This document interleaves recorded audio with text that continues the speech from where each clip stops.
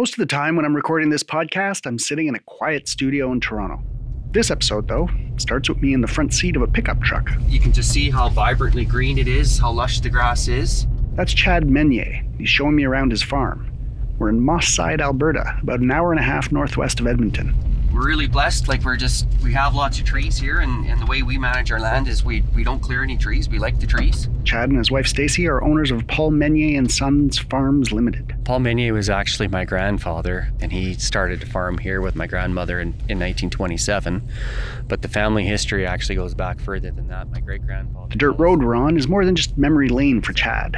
On either side of us are large swaths of trees and fields full of native greenery.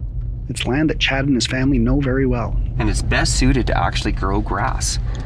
But you need to actually have a cow herd to be able to best utilize that quarter section land. Lucky for Chad, that's not a problem. Paul Meunier and Sons Farms is a cattle operation.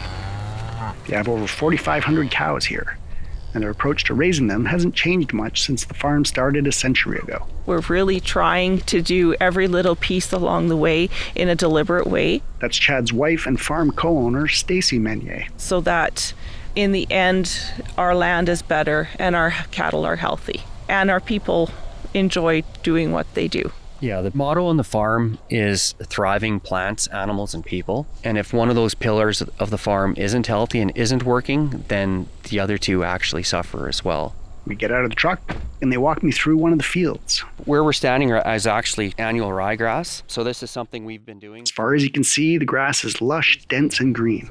A few feet away, a dozen or so brown cows are casually grazing. The whole scene looks like a postcard you might buy passing through the Edmonton airport. It's a beautiful place, and we work hard to maintain it that way. Yeah. So today's episode, right here in a field in Alberta, Chad and Stacey are our guests. They'll walk us through not only their unique way of farming, but their unique way of running a business. As silly as it sounds, we're not profit-driven, but profit seems to come by managing the land and the livestock and the people well. And increasingly, farming sustainably is no longer just a novelty. It's a necessity. In fact, the Canadian Senate recently released a report all about how soil health is essential to Canada's economic and social well-being. Regenerative agriculture has actually been a buzzword in agriculture lately, and we hear an awful lot of it. It's something we've actually been practicing and doing, for quite a few years. Chad and Stacey will spell out exactly what they're doing to maintain the health of their land, tell us about whether they've seen their fellow farmers adopt these practices, and break down some of the myths around farming that they've encountered. And we hope you enjoy the episode as much as our live audience did. These cows are happy cows. They're standing here, they're watching us just as much as we're watching them. They're just quite content to be here. I'm Stephen Maurice, and this is Perspectives.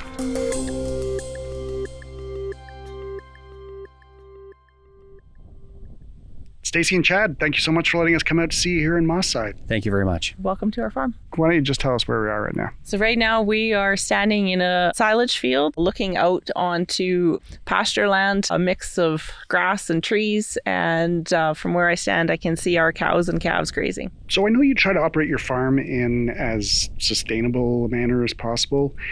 I think sustainability maybe means different things to different people. What are you trying to accomplish by operating the farm in a sustainable way? And then maybe you can tell us some of the specifics about how you do that. Something that's key to us. It's taken us a while to be able to articulate this, but right from when Chad and I started farming together, we've always really had a passion for grass and grass management, for seeing cattle do well, so good animal husbandry.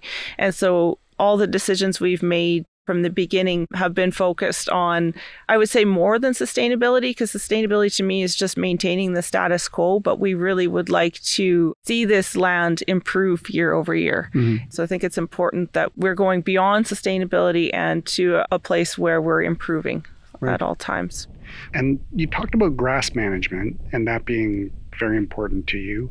Can you tell me what that means exactly and why it is so important? If we're able to manage our pastures properly, we can really improve the quality of the land, the quality of the production, and the quantity as well. And so since we've started, we've really made that kind of a life's work to try and manage our grass so that we are able to both increase our soil organic matter and to, along with that, increase production and have healthy land in the end. So we're really careful about how we graze our cattle, do grazing planning in wintertime. So we're looking ahead for next season. We have a lot of data behind us with how we've grazed in the past. So we use that information to plan our upcoming season. And then throughout the season, we're monitoring it on a daily basis to adjust as necessary, because the best plan is one that you change as you go according to what the land tells you. So we're trying our very best to improve the quality and the quantity of our grass. And in turn, that helps to keep our animals healthy. So it's about the type of grass you grow, how you grow it, but also how you move the cattle around over the course of the year, I guess. That's what you mean by grass management, is those different components? Yeah, the better job we do putting the cattle on the land at the right time, when the grass species are green, vibrant, generally speaking, the healthier the cattle are and the better the performance is on the cattle that go onto that land. But it's a year-round system. So when we look at it, if we start, say, calving time, our cows are out on tame grass pastures for calving, and they'll calve out on the land. And so one of the biggest things for us for those cow-calf pairs and the cows in general is to be out on the land all the time, because they're spreading their own manure. So then there's no diesel fuel involved with manure spreading. It's always on the land where it needs to be. So it's a perfect organic fertilizer for that land. And so once those cows have calved and their calves have a little bit of age, a couple weeks, then we start moving those cows on a regular basis according to our plan. So we're moving those cattle along as the grass dictates. And as that grass grows, the roots beneath the soil are growing. And then as we use the cattle to eat that grass down, some of that root material dies off in the soil, and it provides nutrition to the microbes and bacteria in the soil. And if we're able to move those cattle off in a timely fashion and we leave that land for a period of time, and that's where we really see the magic happen, and the grass is able to come back and grow really well again because we're giving it that rest time. So that's what happens through the summer months, through the growing season. We're also trying to stockpile some grass. And so what that means is we're leaving grass behind in strategic places at strategic times in the right stage of growth, so that we can come back once we've had frost and once the grass has stopped growing. And then we can come back and use that grass late in the fall into the early winter before we have snow. And then if we keep following that cycle along, that's about the time that our calves would be weaned, is maybe before the first frost or as the first frost is coming in September and October. And with our cropping system, we've purposely grown silage crops that have been interseeded with either an annual ryegrass, or we've used different cover crop combinations. And then we've got this really good lush forage that we can bring our calves once they're weaned and need to do it on their own. They have really good forage to go to. And those calves know how to eat that forage. It's a great place, a great transition place for them so that they can stay healthy. And so they come back closer to the main farm and go on to these second growth pastures that are in a vegetative state and just perfect nutrition for them. And then that's a great transition for them to go on to dry feed in the feedlot. Our cow herd, on the other hand, once they're done our stockpile grazing, we do multiple different ways of winter grazing, but all our cows will typically winter graze for the winter. So some of them will be on standing corn. Alberta's a little bit different than other parts of the world. We can grow corn, but especially here in north central Alberta, we don't grow monstrous corn crops, but we will grow some corn and then let it stand. And then we can rotate our cattle through that corn through the winter. And again, we're intensively managing that through the winter, moving our cows every 2 to 3 days into new pieces of corn, just so we can manage their nutritional plane and provide them the best nutrition possible throughout the winter.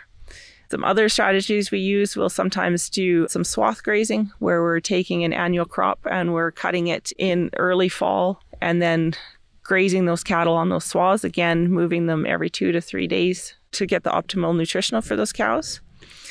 And then a bunch of our cows will what we call bale graze. So we're taking hay, so forage that has been cut, dried down and baled, and concentrating a bunch of bales on a piece of land. And we use it for two things. We use it to feed our cows through the winter extensively without a bunch of diesel fuel.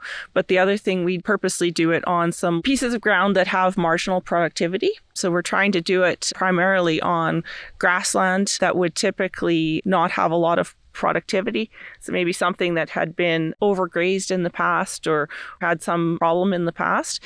And it's a really great way for us to improve that land because we concentrate a bunch of hay bales on an area and then bring a large herd of cows in. And then those cows, while they're eating that hay, they're spreading their own manure. They're recycling nutrients. And it's a great way to put a big energy boost into a piece of land in an organic way. Okay, that all sounds actually really complicated in a way that people who don't work on farms maybe wouldn't be aware of. Is it a fairly technology-heavy operation? How do you keep track of all those different moving parts? Right. There's a lot of science behind it, and it definitely is a real system that we've developed over the last 20 years. So it's taken us time to really figure out which pieces work well in which case. As far as technology goes, yeah, it's become more technologically advanced as we go because all these things, the water needs to be figured out, right? And so as we move, especially into more remote areas, winter water becomes a challenge. Alberta in January is not a kind place to be some days. So that becomes a challenge. But I think the biggest thing for us is just to develop that system. And I guess what I'd like people to know is every little part of it, we're really putting a lot of intention to it. It's not happening by chance. We're really trying to do every little piece along the way in a deliberate way so that in the end, our land is better and our cattle are healthy and our people enjoy doing what they do. So was it a conscious decision you made to approach your work in this way, or did it just happen over time? I think it started out a little bit because when Chad and I started farming together, we had no money, right? We were just starting out straight out of college and university. And so we had to be really thrifty. So we started out with a no diesel approach because we didn't have a tractor. And so some of it started that way, but it also goes back to our roots. If I look back to the way my dad farmed and the way my grandpa farmed, they were taking university students out into the bush to dig soil profiles and then doing the same soil profile on cropland that we had managed back in the 1970s, right? So there's that in our blood as well, that history of managing land and doing a good job. And how does the way you manage this farm differ from maybe the way others would or the way it would have been done traditionally? As silly as it sounds, we're not profit driven, but profit seems to come by managing the land and the livestock and the people well. I mean, there's always going to be market factors that come out of nowhere that we have to definitely do some risk mitigation and risk management. But it's very much a privilege to manage the land. And we feel blessed to be able to work in this environment on a daily basis and manage livestock. And it's not something we take very lightly. I think that if we compare ourselves to a traditional way our dad did it, that kind of thing, what we do now has more economic benefit, but it also has more environmental community benefit. And the trade-off is there's more management involved. Right. It really is a management intensive on the whole operation. And so we've kind of taken that trade-off of saying that we're going to really manage intensively, but we're going to have the economic benefit and we're going to have the benefit of knowing that we're doing the right thing for the land around us. And when we look at what we're doing, our time horizon is not this year, next year. I mean, those things are important, but our time horizon, you know, in a general conversation as Chad and I talk, it's what do our kids have? What do their kids have? Like we're looking 20, 50, 100 years out and it's way beyond us. And so it really makes some of those decisions easier when you think, well, it's not what happens tomorrow, it's what's going to happen 10 years from now. And it makes a decision on what's best for the land and the animals a lot easier. So the other advantage of our beef operation here is we feed an awful lot of byproducts from other food sectors of the industry. So we feed oat hulls, that is the byproduct from making human grade oats. We feed baker's waste, which is extra bread and dough that's made in a bakery in Edmonton that's extra that would otherwise end up in landfill. We actually feed it to the cattle. We feed GSP pellets, which are when grain gets exported off the Port of Vancouver, the grain is cleaned before it's put on the ships, and then in turn what is cleaned off the grain is processed and turned into a pellet form and then turned into livestock feed. We feed dried distiller's grain, which is the byproduct when they make ethanol in Lloydminster from wheat. They take the energy and turn the energy from the plant into ethanol, and what's left is high quality protein that we can put into our rations for an extra protein source. The other thing, we have quite a biodiversity of species on our land. And so like as we sit here and we look, we have some edges, and edges are kind of the most important place for biodiversity. So where a field meets a grassland, or where trees meet grassland, and that's a great place for insects, for birds, for wildlife. And so that's something that we're really proud of, is as we've taken on more land to manage, we've been really careful about, for one, we haven't allowed development on any of our land, trying to keep it in a natural state. And we've tried to be really cognizant about keeping our edges. And so that means leaving trees on our land. And so we'll manage them by fencing them so cattle don't have access all the time, so they don't get wrecked, but managing so that we have a wide variety of wildlife and birds on our property. And are there more farms or people working in agriculture thinking about the land in a different way, in the way that you folks appear to be?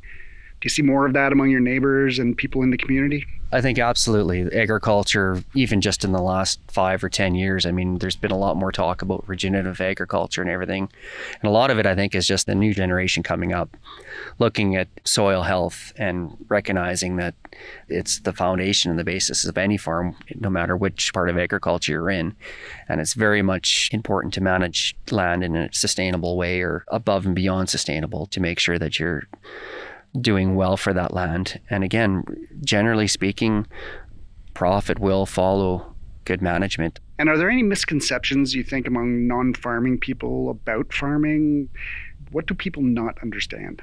I think urban people see farmers as pessimistic, and they're always complaining about the weather. But generally speaking, farmers are very optimistic people and have to be forward thinking, because there is an awful lot of things that are out of our control that we can't control. You're always picking yourself up, it seems, and moving on. So generally speaking, in agriculture, we are optimistic people, and Stacey and I are definitely very forward-thinking and optimistic people, and that helps us be able to make the decisions and do what we're doing. Yeah, there's definitely misconceptions about agriculture. Sometimes I hear that we're mining the land, that we're just using resources, but that's not our experience here. Our experience here is that we're doing everything in our power to be good stewards of the land, to take care of our resources, whether that's the land, the water, the air around us, the cattle that we're raising. We do everything in our power on a daily basis to be good stewards. Mm-hmm. And you talked earlier about learning and carrying on traditions from the previous generations of farmers. You have 4 young kids. Are any of them expressing an interest in being farmers? They are, yeah. I mean, they're still young, so time will tell, but they all really enjoy the farm.